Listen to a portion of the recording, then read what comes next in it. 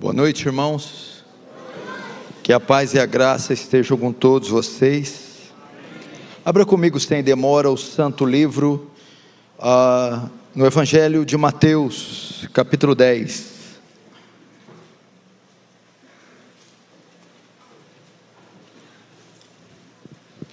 Mateus, capítulo 10.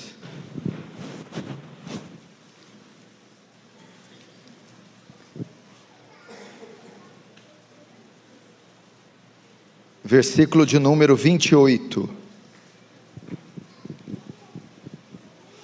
diz assim: não temais os que matam o corpo, e não podem matar a alma, temei antes aquele que pode fazer perecer no inferno, tanto a alma, quanto o corpo. Até aí, preste atenção, meus irmãos. Eu quero agora silêncio, reverência, temor e tremor diante da palavra de Deus. Este tema que eu vou pregar, ele é um aspecto da soteriologia que tem sido omitido dos púlpitos atuais. Soteriologia é a doutrina da salvação, a doutrina que estuda a salvação e todos os seus postulados. E este tema, ele tem sido omitido. Ele não é popular, nem tampouco simpático. Entretanto, ele é bíblico e atual. Jesus falou mais desse tema do que falou do céu, para você ter uma ideia.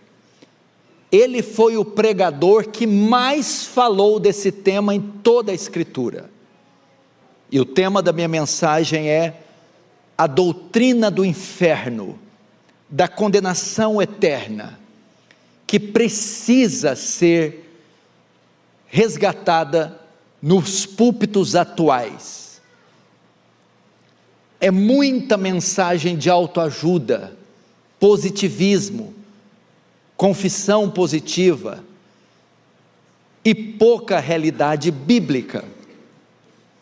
Winston Churchill, que foi o primeiro-ministro da Inglaterra na Segunda Guerra, disse: uma das razões do esfriamento da igreja inglesa é a ausência da pregação da doutrina do inferno nos púlpitos.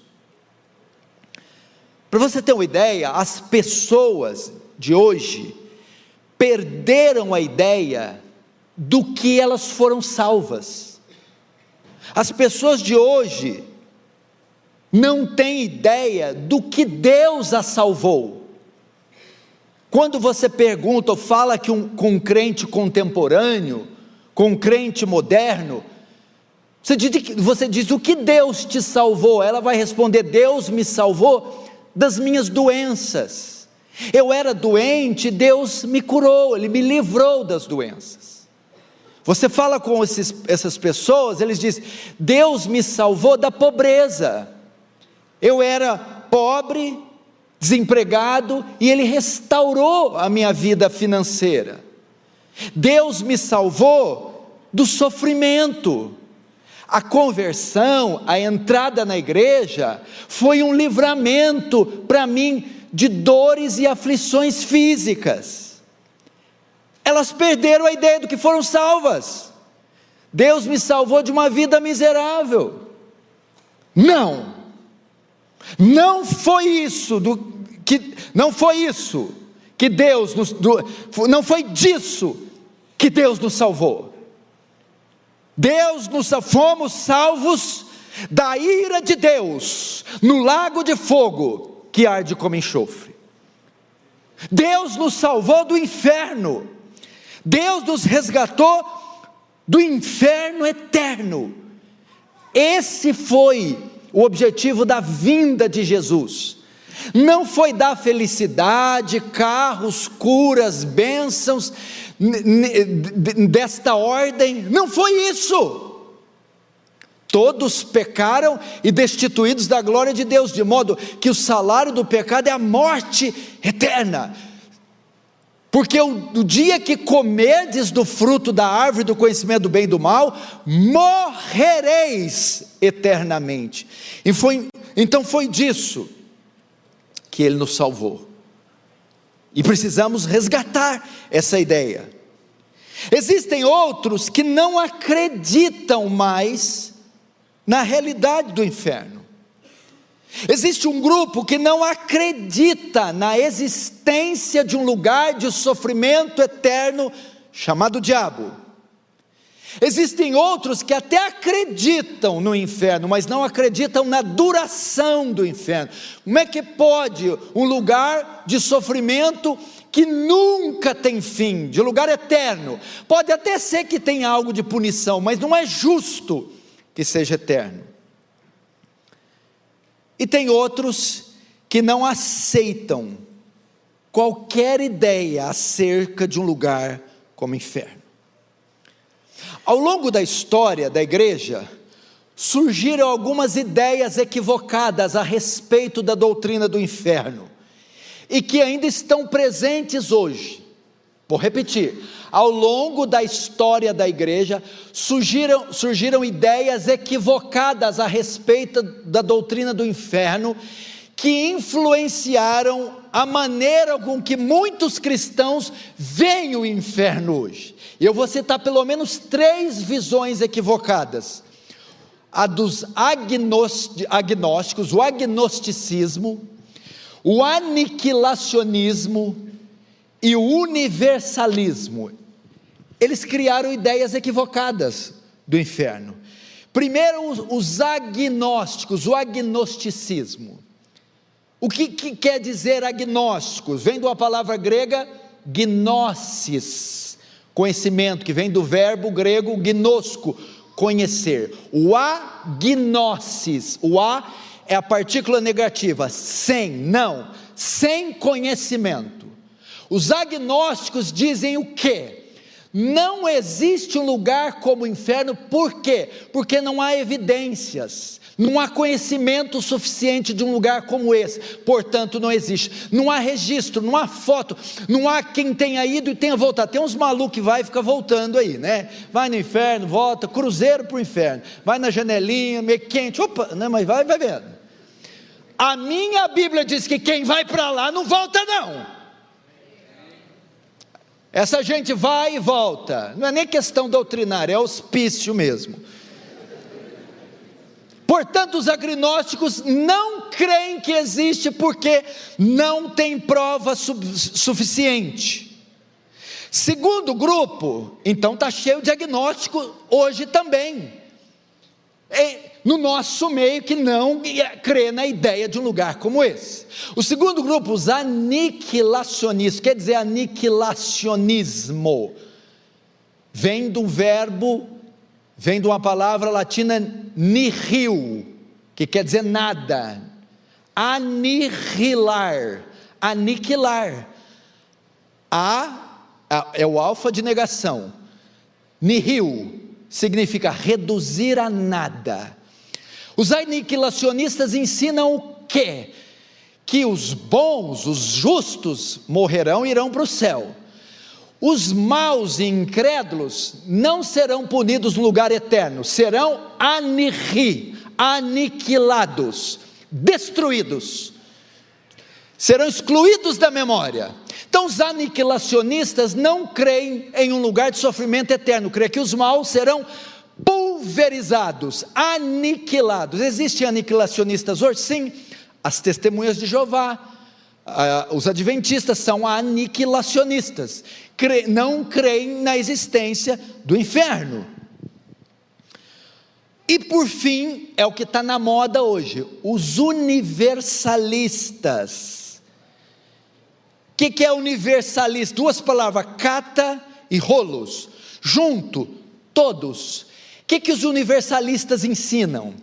Que no final dos tempos, Deus vai salvar todo mundo, justos e injustos, crentes e descrentes. Há uma linha de universalistas que ensina que na restauração de todas as coisas, Deus vai salvar até o diabo e os demônios.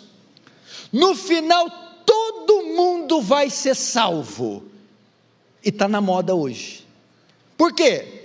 Porque para eles, a ideia de um lugar de sofrimento eterno, não se harmoniza com o Deus que eles criaram na sua mente, que é só amor. Como pode então um Deus amoroso condenar eternamente pessoas criadas à sua imagem e semelhança? Ele jamais fará isso. Então no final vai abrir as catacumbas do inferno e vai soltar todo mundo, até Satanás vai cantar hino da harpa. Agora tem uma quarta visão, é a visão bíblica. O que a Bíblia diz sobre isso? Existe sim um lugar de sofrimento consciente da alma e eterno, chamado inferno. Existe um lugar de sofrimento consciente da alma e eterno, chamado inferno. E nós precisamos resgatar essa doutrina. Sabe por que não há temor entre o povo de Deus e há um pecar desenfreado entre o povo de Deus? Por causa da ausência dessa doutrina. É muito simples, é só levarmos para o nosso campo social. Por que há um aumento da criminalidade num país como o nosso? Por causa da impunidade. Não há punição, não há menção da punição. Então as pessoas não têm temor de cometer infrações. A mesma coisa, esses pecados são cometidos aos borbotões, porque não há temor da condenação, não há temor de um lugar desse. Segundo, porque a igreja tem uma morosidade para evangelizar. Só mais um pouquinho de retorno para mim, se tiver alguém na mesa. Por quê? Porque as pessoas vão evangelizar pessoas pensando em quê? A minha mãe está mal, quero ganhar ela para Cristo para ela ficar bem. Meu pai é muito ranzinza, quero ganhar ele para Cristo para ele sorrir um pouco. Essas pessoas estão doentes, quero ganhá-las para Cristo para elas terem saúde. Nossa, aquele casamento está destruído. Essa é a motivação que faz evangelizar. Então, é uma motivação pequena. Quem vai ter motivação de sair daqui em uma favela, em uma periferia ou em um hospital e evangelizar alguém para ter felicidade? Agora, outra motivação é saber, a minha mãe ímpia, meu pai, o meu condomínio estão em fase terminal, estão doentes com a enfermidade do pecado, e a qualquer hora podem cair num abismo eterno, e de lá nunca mais saírem. Então eu tenho que correr e pregar as boas novas, antes que seja tarde, e eu nunca mais os veja, e eles estejam perecendo para sempre, no lago de fogo. É outra motivação. Quer ver? Quem tem pelo menos um familiar, parente incrédulo, diz amém. Amém. Ele está em fase terminal. O problema dele não é o casamento, a doença, o emprego. Você pode receber a notícia aí agora, que ele faleceu hoje. Sua mãe querida, seu pai. Segundo, o meu entendimento do inferno, presta atenção, não existe sono da alma, que é a doutrina pregada por muitos pentecostais. Quando morre, fica dormindo, esperando a volta de Jesus. Não. Quando Paulo fala, não quero que sejais ignorantes quanto aos que dormem, Paulo está usando um eufemismo. Ele não está dizendo que está dormindo. O que é um eufemismo? Quando você substitui uma palavra mais leve por uma mais pesada, uma mais pesada por uma mais leve. Por exemplo, em vez de você ligar para alguém dizendo, um médico vai ligar para a família, sua mãe morreu, é muito forte, ele usa um eufemismo, sua mãe partiu. Paulo está usando um eufemismo, não quero que sejais ignorantes quanto aos que morreram. Aí ele usa os que dormem. Eu não creio nisso, que estão dormindo. Quando morre, a alma tem dois destinos imediatos, acabou de morrer, ou vai para o céu, para o paraíso, para o seio de Abraão, ou vai para o Hades. Então vou te dar uma ideia, se você conhece um ímpio, um pecador, estes, se morrem hoje, vão para o inferno hoje, ou aquele ímpio que você conheceu que morreu 10 anos atrás, ele já está há 10 anos no inferno. E se essa mãe sua morrer hoje sem Cristo, ela estará hoje. Esse irmão morrer, ele estará hoje. Esse vizinho, esse familiar, ele estará hoje. Quando chegar o 25 de dezembro, o Natal, o Réveillon, e você for comer um pernil ou um peru, você vai se lembrar, desde o dia 19 de junho, a minha mãe está lá, enquanto eu parto esse bife, ela está lá, o meu tio está lá, o meu vizinho está lá, quando eu passar o Réveillon, os fogos estourarem, ele está lá, quando o meu bebezinho completa 10 anos, ela estará lá, 20 anos, agora me diga, como é que você pode partir um pedaço de bife, comemorar o aniversário sabendo que a sua mãe está lá e nunca mais sairá de lá?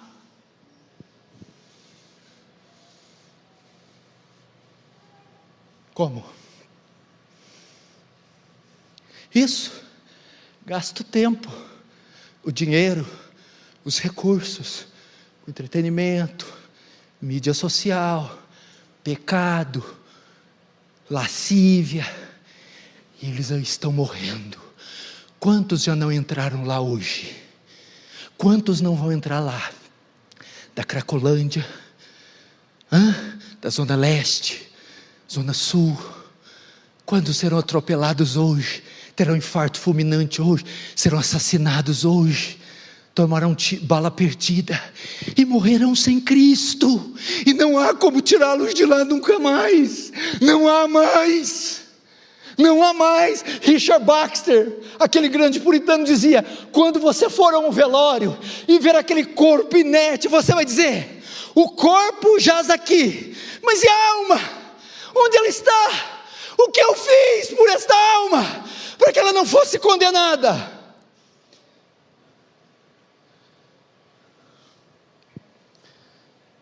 Me lembro de um pastor,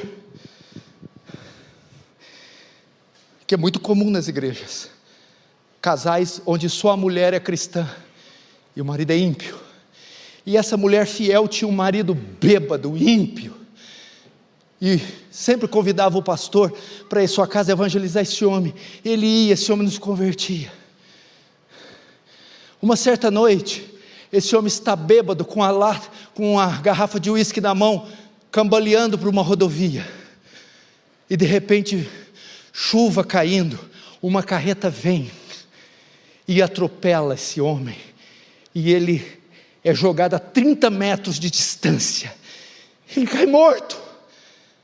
Ligam para a mãe, para a esposa liga para o pastor, eles chegam no local, o homem está lá com o corpo inerte, o encerado em cima do corpo, e o pastor chega lá e descobre o cadáver. Quando vê que é ele, o pastor se debruça e começa a bater no peito e dizer: eu te falei, eu te avisei, agora é tarde demais. Quantos de nós vamos estar diante de corpos e cadáveres e falar: eu te falei, mãe, agora é tarde. Mas eu temo que seja diferente com você, que você chegue e diz: mãe, eu não te avisei, minha mãe querida, eu não preguei para você, meu filho, minha mãe, mulher querida, eu não chorei por você.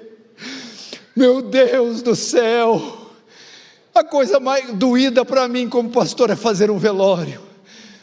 Se eu chegar diante de um filho meu, alguém que eu tive contato, e dizer: meu Deus, eu não preguei para ele o suficiente, não chorei para ele o suficiente, não gemi, não jejuei, agora está aqui, morto entre as drogas, o álcool, o sexo.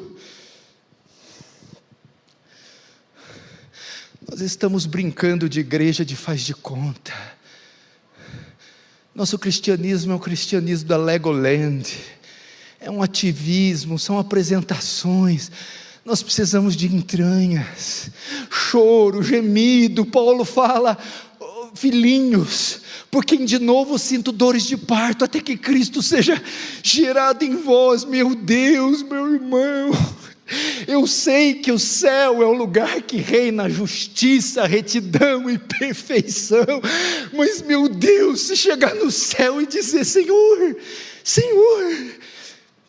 cadê meu filho? Eu não estou achando meu filho, cadê meu filho, Senhor? E eu tenho que ouvir do Senhor: seu filho,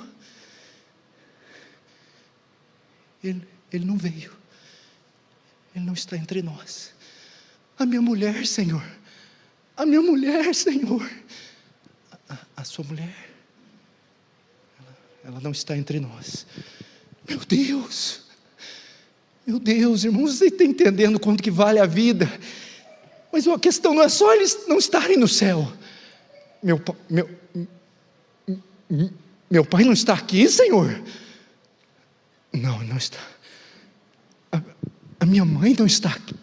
Não está aqui? Não está. Mas aonde ela está? O problema não é só a ausência. Onde eles estão?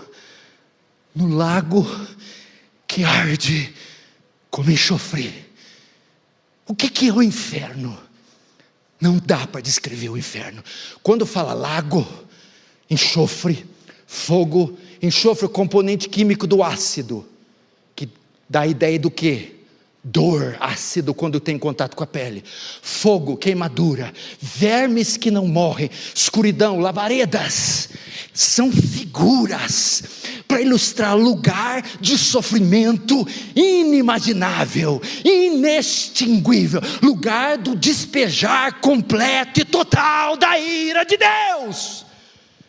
O inferno.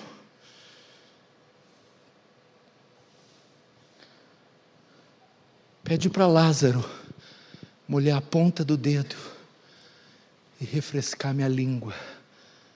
Nem uma gota. Ele pedia: eu quero pelo menos a ponta do dedo na minha língua, para que eu me alivie desse tormento. Imagine isso aqui, irmãos.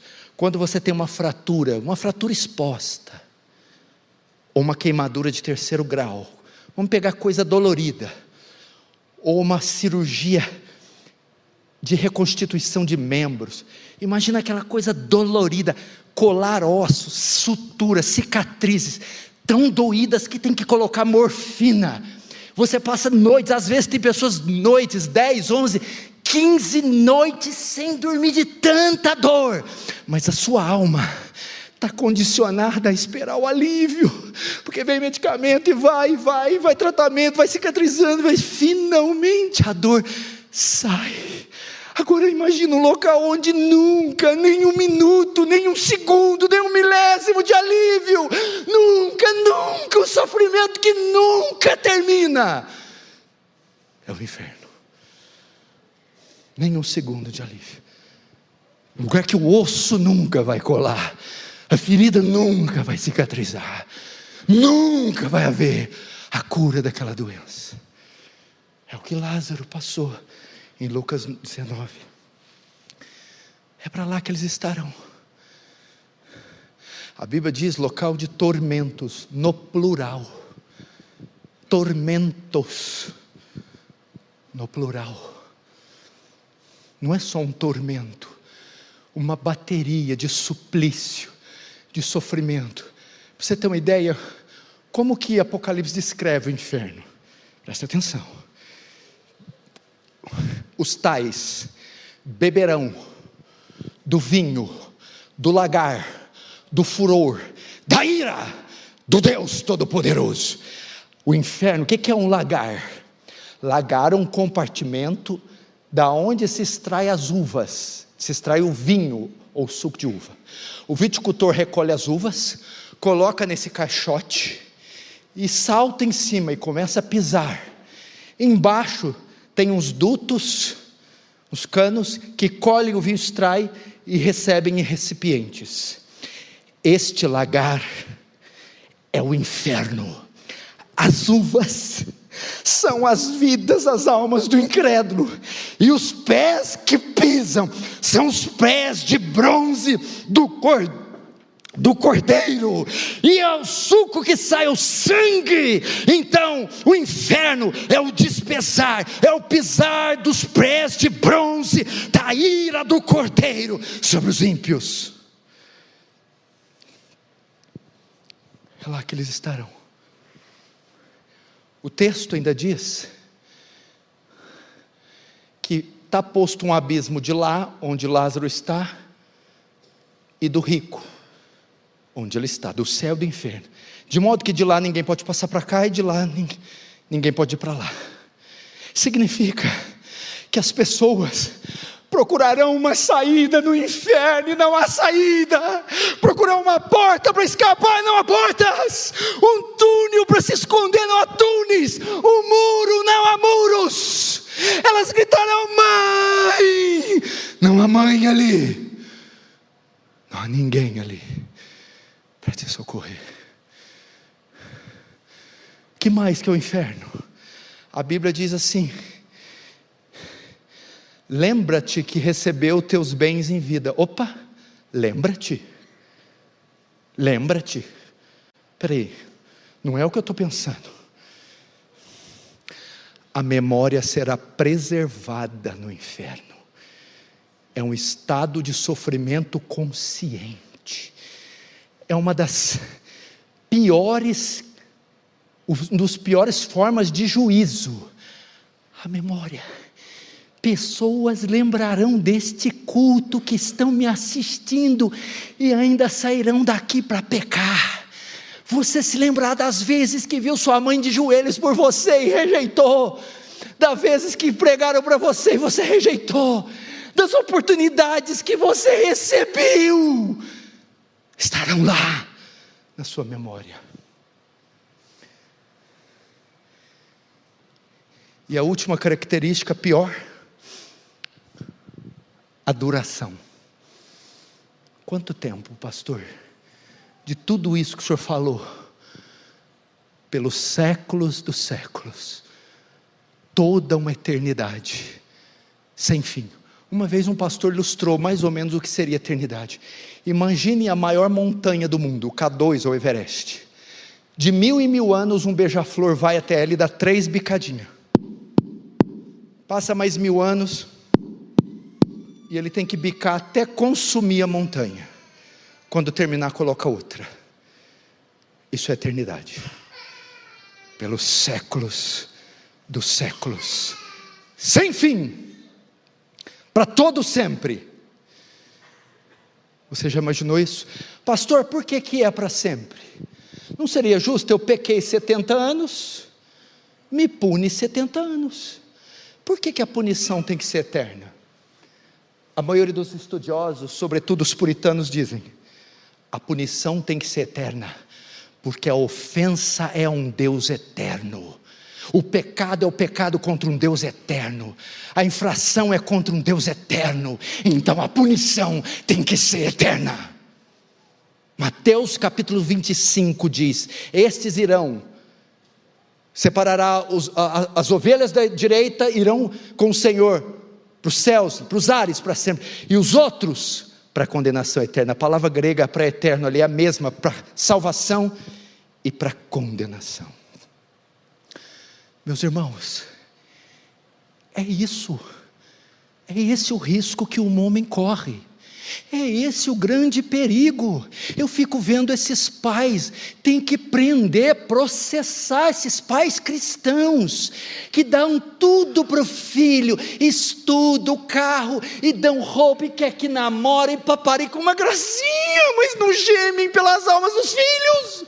Os filhos herdaram o pecado de Adão, e a menos que Cristo salve o lugar, que eles irão para o inferno. Pai, que você não consiga dar roupa, estudo, que você não consiga dar nada disso, mas que você dê a salvação a eles, que é tudo que eles precisam.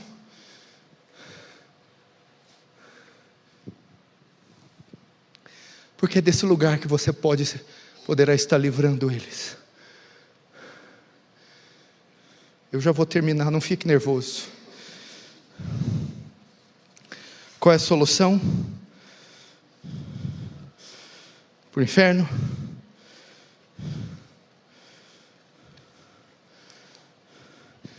Romanos 10, 13 e 15. Porque todo aquele que invocar o nome do Senhor será salvo. Como, pois, invocarão aquele que não creram? E como crerão naquele de quem não ouviram? E como virão senão a quem pregue? E como pregarão se não forem enviados? Romanos 1,16, porque não me envergonho do Evangelho, pois é o poder de Deus para a salvação de todo aquele que crê, primeiro judeu e também do grego. Marcos 1,15, e Jesus disse: o tempo está cumprido, o reino está próximo, arrependei-vos e credes no Evangelho. A única solução é o poderoso Evangelho de Cristo. E é isso que o nosso Congresso precisa, e é isso que o Executivo precisa, o Legislativo e o Judiciário, é isso que os prefeitos e vereadores precisam, é isso que os mendigos, as prostitutas precisam, é isso que o LGBT precisa, é isso que seu avô, tio e pai precisa, filho precisa, é isso que o homem precisa, é da morte, ressurreição e ascensão de Cristo. É Cristo que está no nosso meio, e é poderoso para salvar, é se arrependendo e crendo na pessoa bendita de Cristo. Esse é o glorioso Evangelho que salva. Não é uma vida melhor na terra, your best life now. Não, é o Evangelho, é a única coisa que pode nos livrar. Porque Deus amou o mundo de tal maneira que deu o seu Filho unigênito, para que todo aquele que nele crê não seja condenado para esse lugar terrível, mas tenha a vida eterna. Corram, há pouco tempo, corram, antes que seja tarde, corram, liguem hoje, mandem mensagem hoje, gravem áudio hoje, bata na porta hoje, pode ser o último dia. Corram, temos pouco tempo, o inferno está tragando elas, está levando a cada dia mais e mais, e nós não estamos fazendo nada. Corra, faça uma lista e cole na parede do seu quarto, uma lista de dezenas, centenas que passam por você, e ore por cada um delas, dizendo: salve-as, use alguém para pregar para elas, me usa para pregar, envie alguém, mas salve-as. Use recursos, use e-mail, use vídeo, use áudio, use carta, fax, mas corra, leve para elas a vacina, o Evangelho de Cristo.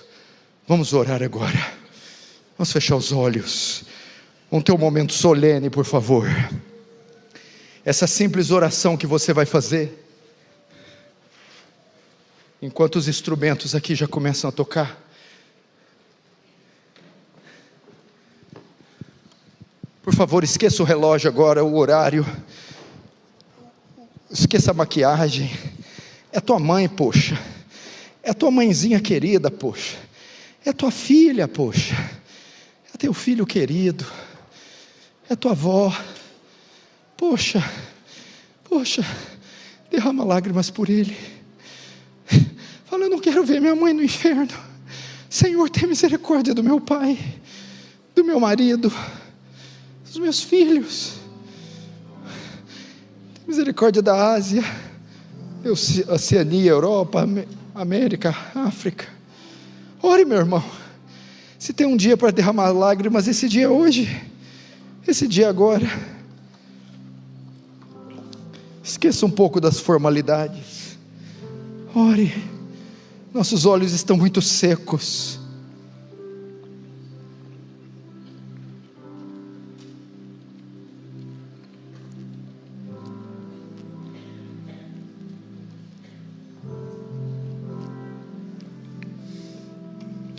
Muito secos.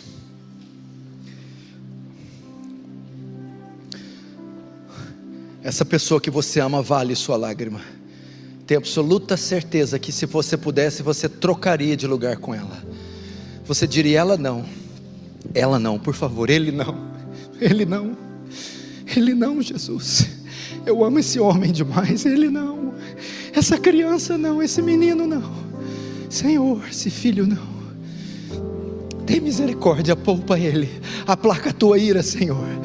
Não deixe que morra antes que conheça a Ti, antes que seja por Ti perdoado, antes que seja salvo. Ore, meu irmão, ore por essa pessoa. Seguramente o Espírito de Deus está te conduzindo a alguém.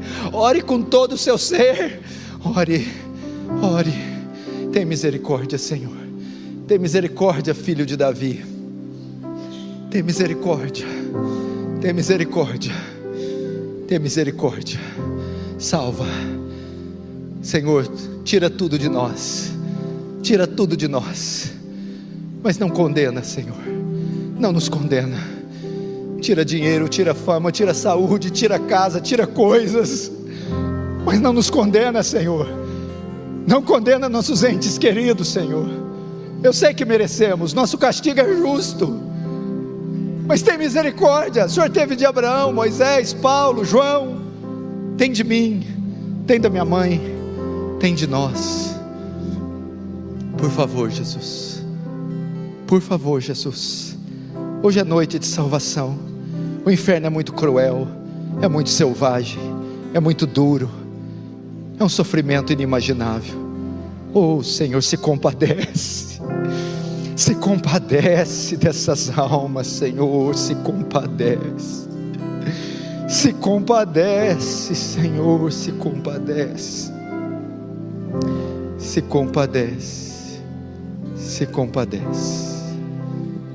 em nome de Jesus, amém.